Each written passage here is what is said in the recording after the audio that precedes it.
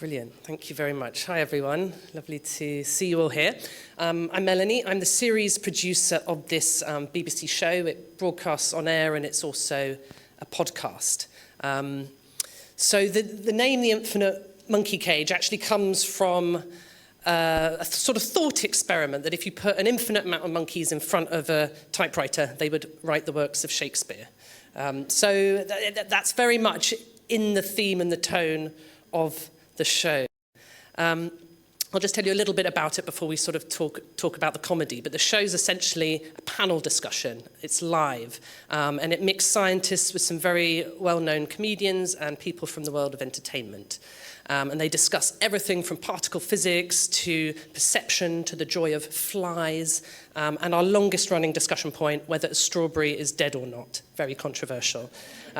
It was probably one of the first shows the BBC did that blended humour and science, and it started in 2009 as an idea that formed with the switching on of the Large Hadron Collider when my boss was there with particle physicist Professor Brian Cox, and they were just really surprised by how popular particle physics had become and how celebrities were kind of getting on the bandwagon, and they thought, there's an idea here, maybe we could do a show based on this. And it's sort of gone from strength to strength. We have over 1 million people listening to it when it broadcasts live on air, and it's on at the minute, so if you want to check it out, you can hear the latest series. And we get tens of millions of downloads every year, so it's one of our most popular science programs.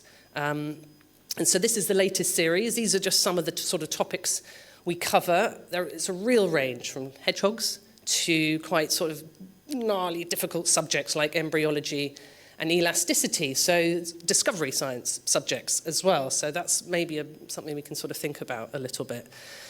And really, it's about human chemistry. We have two hosts. So we have Robin, he's the comedian, and he's a curious layperson. So he represents the audience. He can vocalize maybe what the audience are thinking. And then we have Brian Cox in the grey hoodie, dressed for radio, and he's very well known in the UK and quite well known internationally, and he's a sort of very well respected scientist. So their chemistry is really key to the show, and they tease each other, and it's quite loving, but also gently pokey. And then we invite on a comedian, and we invite on two expert scientists, and we focus on a topic. And that is probably the hardest bit, actually, is trying to get that really good alchemy between all the different participants. And so I want to talk a little bit about what I think comedy can offer science. So I think humour can break down the barriers around science, and it can invite a wider audience to engage with science. It makes challenging topics more approachable and less intimidating. I think it's entertaining. I hope it's entertaining. It certainly keeps the audience engaged, and I think that probably helps learning and retention, because you're still thinking, gosh, is that strawberry alive or is it dead? These sort of images that people paint stick in your mind. And then a really key element of it is that it's live. We do it in front of a studio audience of about 300 people, and having that feedback, it really gives you a sense of what works, but it just adds to the jeopardy or the excitement, but it definitely makes a difference. It wouldn't work in a studio, I don't think. And finally, I think people like stories about people, and hearing candidly firsthand from scientists brings them and their work closer, and we can hear what motivates them, we can hear about the challenges, some of the terrible disasters that have befallen them, but it's sort of done in a sort of loving way. And comedians the comedian who's there adds insight from their own lives and can relate the science to their own experiences in a way that also might reflect the audience. So this is just a quick clip from a recent show we had on embryology, and the comedian asking the question actually had IVF herself. So while she doesn't ask about it in this clip, she had a bit of skin in the game that made it a bit more interesting. Anyone sort of my age, we all watched this film called Look Who's Talking and Look Who's Talking Too. So actually the imagery at the beginning of that film, which was sperms on their way to meet an egg, and something that we all kind of knew was that the egg stops all of the sperms getting in. So there's like a decision-making process. How does the egg decide? So the egg, when it's first ovulated from the woman's ovary, it's actually got quite a squidgy frame around it. It's a cytoplasmic shell we call the zona pellucida. Once one sperm's got through, it hardens. And then what you can see, if you look at a human egg that's had a few sperm around it, they've all the others got stuck, all the ones that lost, they just stick to the outside and they can't get in. So there's that one winner that gets it. Sometimes there are two that get through or more, and those are abnormal embryos, and they'll develop a little bit, but they won't go very far. Now we're using films as a reference point, and I'm older than you, so I'll use Woody Allen's Everything You Always Want to Know About Sex But Afraid to Ask. So in that, some of the sperm have existential anxiety. Do we see that at all in the model? Oh, I think we do. It's a race. You can remember they're all lined up, waiting to go, ready to go on their journey. So they've got a long way to go from the testicle, you know. But some of them don't make it. Some of them end up all sorts of places. But some of them are swimming. So yeah, it's not for children, we should add. And I think it can provide a break as well from dense subjects. So we were just talking about embryology. We did quite a lot of discussion about cell development, organoids. We also did a show about de-extinction recently. And again, that was quite deep and quite cellular. So it can just provide a little bit of light and dark. So you've had this quite dense moment, and actually then you have a bit of enjoyment and you sort of relax, and your brain can almost absorb a little bit of the difficult science you've been listening to. And let's see, I think I've got another clip here. Susie, we have to ask you can you tell us the name of that beast again? Yeah, it's Arthropleura, and it was a 2 metre long, 50 centimetre wide millipede. Now, I don't really like things with more than 4 legs, so a giant 2 metre long millipede, I don't know, no. Oh, that is beautiful, though, isn't it? No, it's not. So what size millipede do you prefer? I prefer no millipedes. Really? You're anti-millipede? No, I'm anti-millipede, yeah, altogether. I'm fine with snakes. Don't mind snakes, legs. It's the legs, Right. don't like the legs.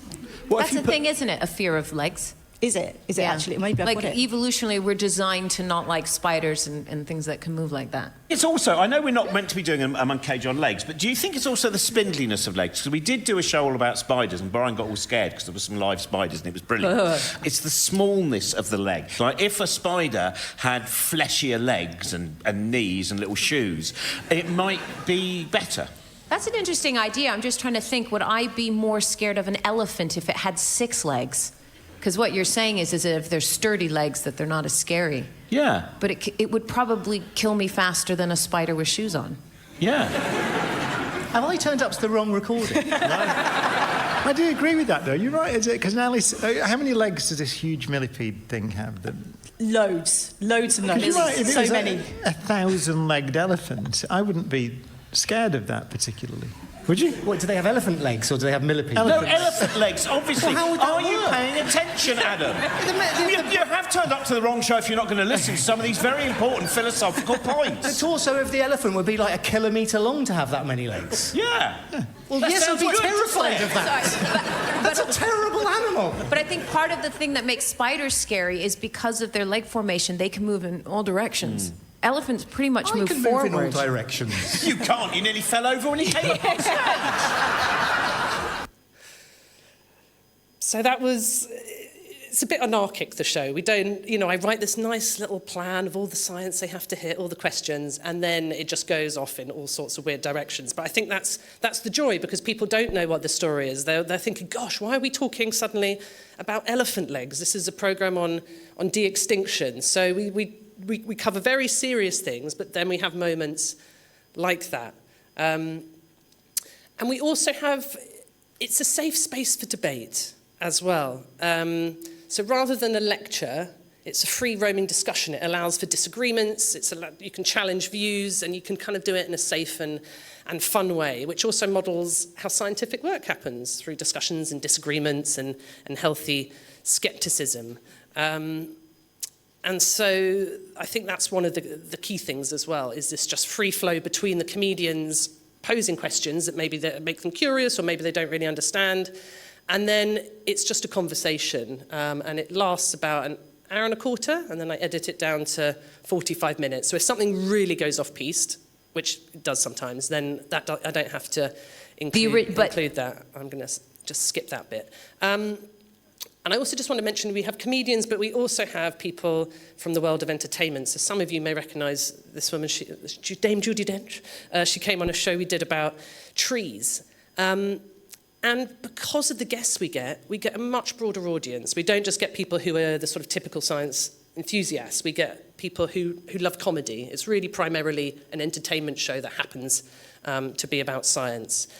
And just finally, I'm going to play you one little short clip because this is something we started filming the show so that we can put clips on social media that are engaging and that hopefully pull people into the subject. So there's a bit of fun and then a bit of science afterwards.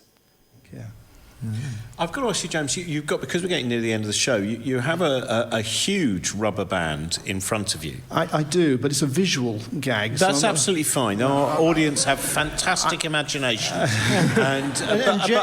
Jess will describe what you're doing do for the listeners. Last time you had to describe paper, scissors, stones, didn't you? Yeah, I wasn't great at that, so... No, I think you were excellent. We're going to work on it for this. What we've got is a big red rubber band. Jess, and don't let go. Am I allowed to walk off? And I'll go off mic. Yes, OK. So it's the sort of band that I would use to do physio on my arm. It's that kind of... material. Use your good arm, not the one that's broken already. Mind you, I really need the one that's... Oh, my God. Oh, my God. He's gone so far away. I wouldn't go into the audience. I'm nervous to let this go into the audience. Right, no. Do you want me to hold it? Yeah. OK, I'm going to let Brian hold it. I don't want to be responsible for twanging Not that the into face, audience. Brian, not the face! The audience is so big. OK, it's now as long as the room. So right to the back of the theatre. Oh, my crumbs. OK. James is now Brian's right at the gonna back of the go. theatre. James is at the back of the theatre. On the count of 3, 2, 1... And today's James, are you episode still is there? in memory of James, and James that's Westfield, how who James died. I won't play you the rest of the clip, but they then go on to explain about the wave formation, the molecules. So it's a really nice way into material science, basically. And so just to finish, I just want to mention, obviously, it's not perfect art comedy. There are risks in doing it. So you've got to think about the power dynamic. Who are you taking the mick out of? You know, who's the butt of the joke? And often it's just the two presenters, and that's fine because they have that relationship. And also you've got to be careful that you're not spreading too much inaccuracy. So I'd say that's something, as an editor, I have to sort of consider. But overall, I think it does make science more approachable and while sort of respecting the complexity of science. So there we go. Thank you.